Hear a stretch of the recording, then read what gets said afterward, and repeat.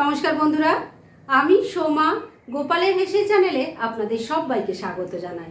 সামনেই উল্টো রথের পুজো, জন্মাষ্টমী আসছে, আর তাই জন্য আজকে ইসকনের স্টাইলে ভোগের খিচুড়ি রেসিপিটা আপনাদের সাথে শেয়ার করছি। আপনারা নিশ্চয়ই অনেকে অনেক রকমভাবে ভোগের খিচুড়ি তৈরি করেন, কিন্তু এই রান্নাটা একটু আলাদা আর এর টেস্টও হয় অসাধারণ। তাই চলুন সময় নষ্ট না করে রান্নাটা করে ফেলি। ইসকন স্টাইল এই খিচুড়িটা বানানোর জন্য প্রথমেই একটা কড়াই বসিয়ে আমি গরম করে নিয়েছি। এবার এর মধ্যে দিয়ে দিচ্ছি মুগ ডাল। এখানে আমি ছোট 1 গ্লাস মুগ ডাল নিয়েছি, আর এই ডালটা কিন্তু ভালো করে ধুয়ে নিয়েছি। এবার কড়াইয়ে দিয়ে দিলাম। এবার ফ্লেমটাকে কমে রেখে ডালটাকে একটু রোস্ট করে নেব। একদম পুরো ভাজা ভাজা করার কোনো দরকার নেই, শুধু এই জলটা শুকানো অবধি একটু নাড়াচাড়া করে নিতে হবে। 3-4 মিনিট সময় নিয়ে ডালটাকে একটু রোস্ট করে নিয়েছি। এটা এখন জলটা শুকিয়ে গেছে। এবার এটাকে আমি নামিয়ে নিচ্ছি। রোস্ট করা মুগ ডালটাকে একটা বাটির মধ্যে ঢেলে নিয়েছি। এবার এর মধ্যে দিয়ে দিচ্ছি গোবিন্দভোগ চাল।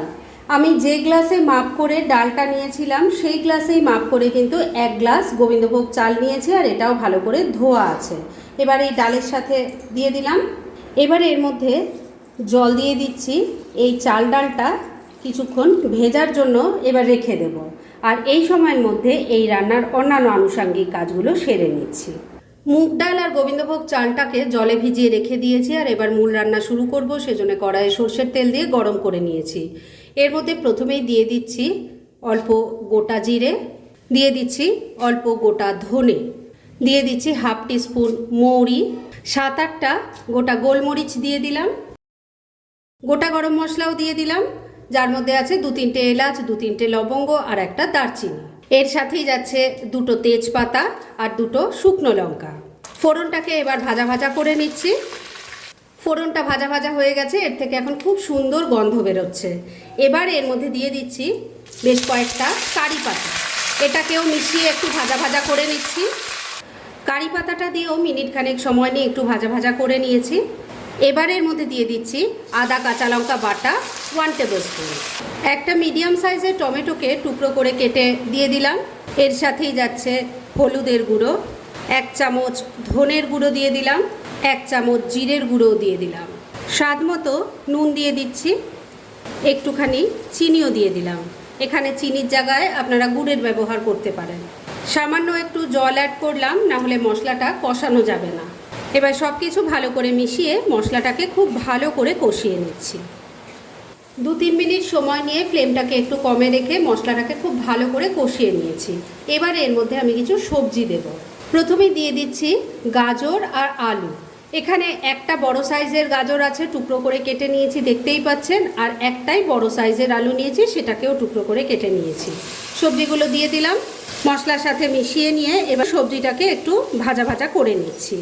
বন্ধুরা, আপনারা আমার রেসিপি দেখার সাথে সাথে আমার ফেসবুক পেজ গোপালের হেসেল, তাতেও ভিজিট করতে পারেন। ডেসক্রিপশন বক্সে লিংক দেওয়া আছে। মিনিট 2 সময় নিয়ে আলু গাজরটাকে মশলার সাথে মিশিয়ে একটু ভালো করে ভাজা ভাজা করে নিয়েছি। এবার এর মধ্যে দিয়ে দিচ্ছি বিনসের টুকরো। এখানে আমি 14-15টা বিনসকে টুকরো করে কেটে নিয়েছি। সবজির পরিমাণ কিন্তু আপনারা নিজেদের পছন্দ মতো বা ইচ্ছে মতো দিতে পারেন। এর সাথে দিয়ে দিচ্ছি ক্যাপসিকামের টুকরো। এখানে একটা বড় সাইজের ক্যাপসিকাম টুকরো করে কেটে নিয়েছি। এগুলোকেও সব কিছুর সাথে ভালো করে মিশিয়ে কষিয়ে নিচ্ছি। বন্ধুরা, আপনারা ঠাকুরের ভোগের জন্য তো অনেকে অনেক রকম খিচুড়ির রেসিপি ট্রাই করেছেন। সামনেই জন্মাষ্টমী আছে, উল্টো রথের পুজো আছে, আপনারা কিন্তু ইসকনের এই খিচুড়ির রেসিপিটাও ট্রাই করতে পারেন। এটা ভীষণ ভালো হয় খেতে, আর ঠাকুরের ভোগের জন্য ভীষণ ভালো যাবে। নিজেদের জন্য যদি তৈরি করতে চান সেটা তো যে কোনো দিনই তৈরি করতে পারেন, কেননা বর্ষাকালও চলছে। তাই সবার কাছে রিকোয়েস্ট, অবশ্যই একদিন এইভাবে খিচুড়িটা তৈরি করুন, আর তারপর কেমন লাগলো প্লিজ কমেন্ট করে জানাবেন। সমস্ত সবজিগুলোকে মশলার সাথে মিশিয়ে মিনিট 2 সময় নিয়ে আবারও ভালো করে কষিয়ে নিয়েছি। এবার গোবিন্দভোগ চাল আর মুগ ডালটা যে ভিজিয়ে রেখেছিলাম সেটা দিয়ে দিচ্ছি। সব কিছুর সাথে এই চাল ডালটাকেও খুব ভালো করে মিশিয়ে নিচ্ছি। মিনিট 2 সময় নিয়ে চাল ডালটাকে সব কিছুর সাথে ভালো করে মিশিয়ে একটু ভাজা ভাজা করে নিলাম। এবার এর মধ্যে জল দিয়ে দেব। এই খিচুড়িটা কিন্তু এক পাকে তৈরি হবে, তাই জলটা কিন্তু একবারেই দেওয়া যাবে। আর এই জলটা যেটা আমি দিচ্ছি সেটা উষ্ণ গরম জল। ভালো করে সব কিছু মিশিয়ে নিচ্ছি।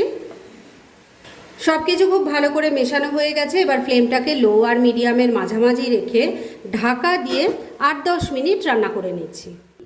মিনিট 10 রান্নাটা করে নিয়েছে, এবার ঢাকা তুলছি। দেখে নিশ্চয়ই বুঝতে পারছেন খিচুড়িটা কিন্তু একদম রেডি হয়ে গেছে। এবার শুধু শেষ পর্যায়ে এর মধ্যে একটু ঘি দিয়ে দিচ্ছি, আর আপনাদের কাছে যদি ধনেপাতা থাকে সেটাও কিন্তু দিতে পারেন। ভালো করে মিশিয়ে নিচ্ছি। ঘিটা ভালো করে মিশিয়ে নিয়েছি। ইসকন স্টাইল খিচুড়ি একদম রেডি। এবার গ্যাসটা বন্ধ করে দিলাম। এবার মিনিট 2 জন্য এটাকে স্ট্যান্ডিং টাইমে ঢাকা রেখে দিচ্ছি, আর তারপর সার্ভ করে দেখাচ্ছি। ফ্রেন্ডস, আমার আজকের এই ইসকন স্টাইলের দারুণ টেস্টি এবং পুজোর উপযোগী মানে ভোগের খিচুড়ির রেসিপি একদম রেডি হয়ে গেছে এবং আমি সার্ভ করে দিয়েছি। আপনারাও কিন্তু যে কোনো দিন এই খিচুড়িটা তৈরি করে ঠাকুরের ভোগে অর্পণ করতে পারেন, অথবা নিজেদের জন্যেও কিন্তু যে কোনো দিন তৈরি করতে পারেন। তাই দেরি না করে পারলেটা আজই একবার বানিয়ে ফেলুন, আর তারপর কেমন লাগলো সেটা প্লিজ কমেন্ট করে জানাবেন। এরকম ধরনের অনেক ভালো ভালো নিরামিষ রান্নার রেসিপি আপনারা গোপালের হেসেল সার্চ করলেই পেয়ে যাবেন, যার মধ্যে থেকে কিছু কিছু আমি সাজেস্টেড বক্সেও দিয়ে দেব, সেখান থেকেও আপনারা দেখে নিতে পারেন। তাই গোপালের হেসেল অবশ্যই ভিজিট করুন। আর আপনারা কেমন ধরনের রেসিপি চাইছেন সেটাও কিন্তু আমাকে জানাতে পারেন। আমি চেষ্টা করব সেই সব রেসিপিগুলো আপনাদের সাথে শেয়ার করার। আর আমার আজকের এই রেসিপি যদি আপনাদের ভালো লাগে আর ইউজফুল বলে মনে হয়, তাহলে যারা এখনও আমার চ্যানেলটাকে সাবস্ক্রাইব করেননি তারা প্লিজ সাবস্ক্রাইব করুন। তাহলে আজকের মতো এখানেই শেষ করছি। পরদিন আবার এরকমই কোনো ভালো রেসিপি নিয়ে চলে আসব। আপনারা সবাই খুব ভালো থাকুন, সুস্থ থাকুন।